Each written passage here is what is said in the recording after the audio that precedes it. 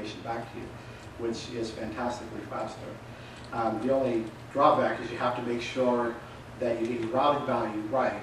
If you're doing routing and you find out that you're not getting the documents back that you think you should, it's probably because your document is actually on a different shard than what you ended up specifying. And even though it's in the engine, it can't find it because of how you did your routing. So this is a little video that Shai put together. This is a little bit old. Instead of calling it a replica, it calls it a backup.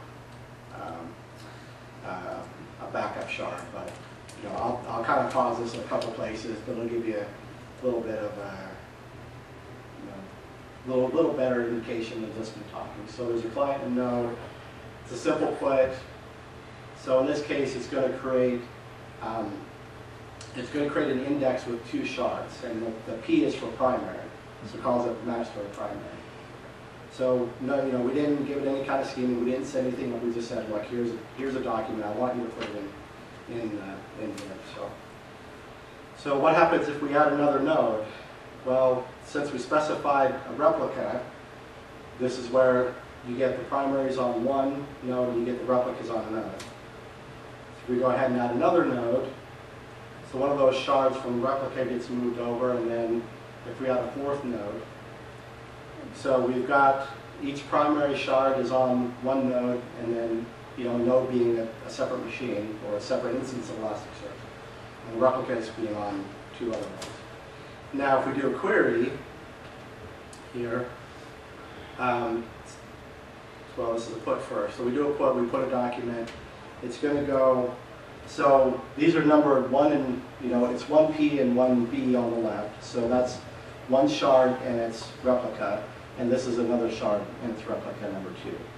So it's going to put the document, it's going to index the document on the primary. The primary is going to send the document over to the replica to make sure it gets indexed. And so it does a complete write before it comes back.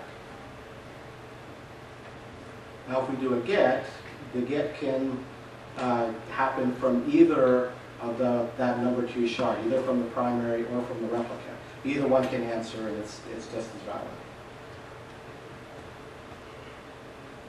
If we do a search, in this case it shows the scatter gather. It's going to hit either it'll hit both shards, either the replica or the primary. Either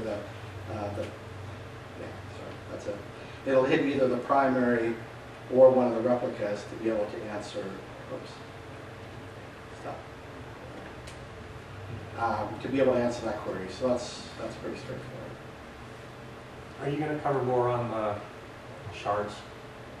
And I noticed you have to define them up front. What if your data gets bigger? So shards have to be specified up front. Replicas can be specified on the fly. And so that's one of the challenges you run into is how many shards do I specify?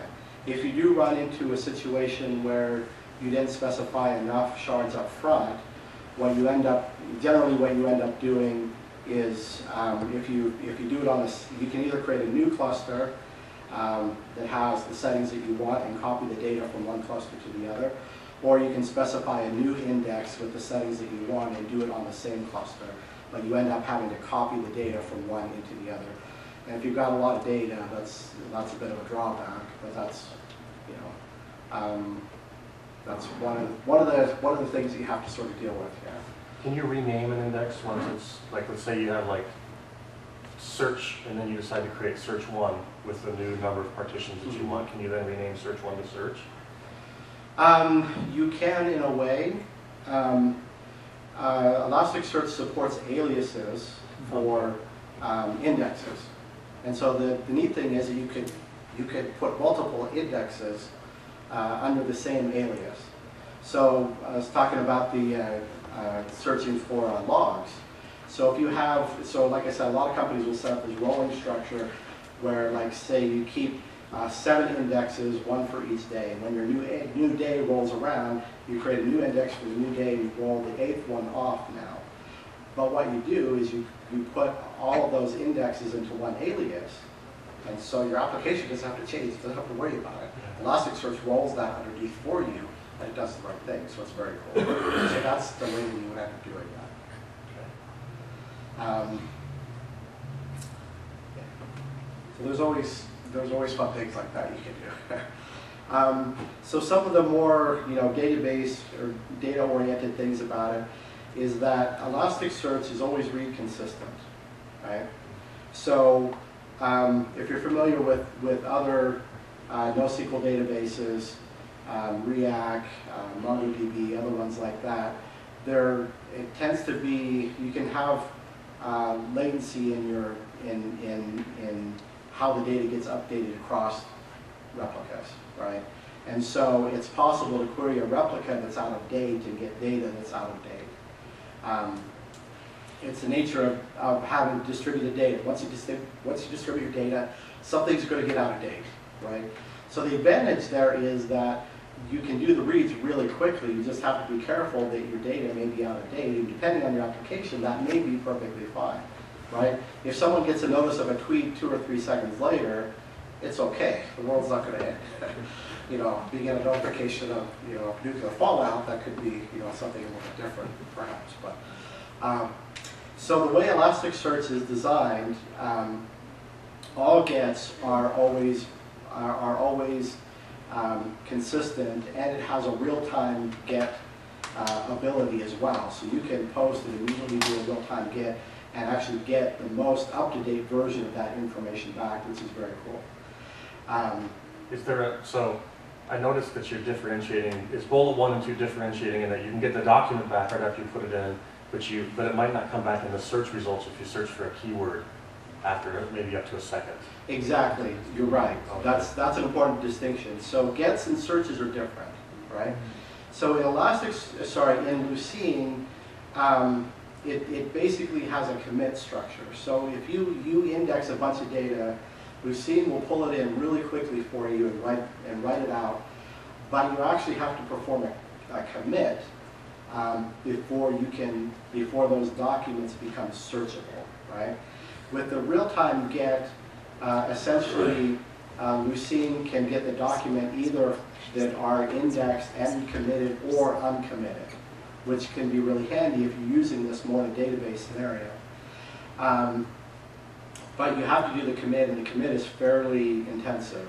Elasticsearch actually does the commits for you automatically, and you can set essentially a delay here. By default, it's 1 second. So if you index a document, by default 1 second later it will be there.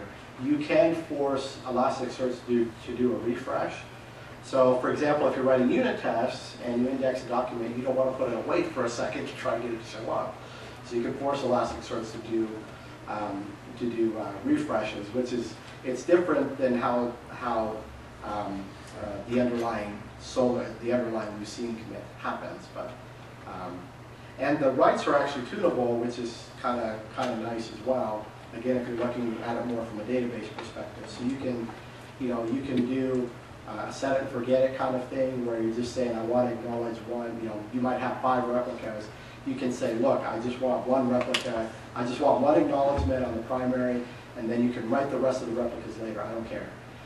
You could do quorum, which is a majority of replicas. So, for example, if you have your primary plus 4, it's going to give you 5 copies of the data.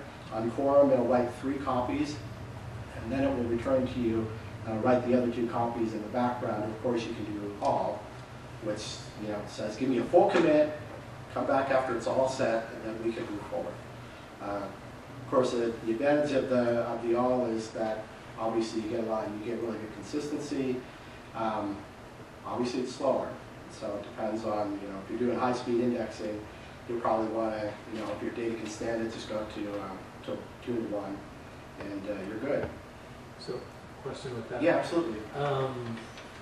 You were talking about if you had to change your indexes or grow your shards or whatever, you would be copying bits within one cluster to another So is the so you say it's tunable, can you change that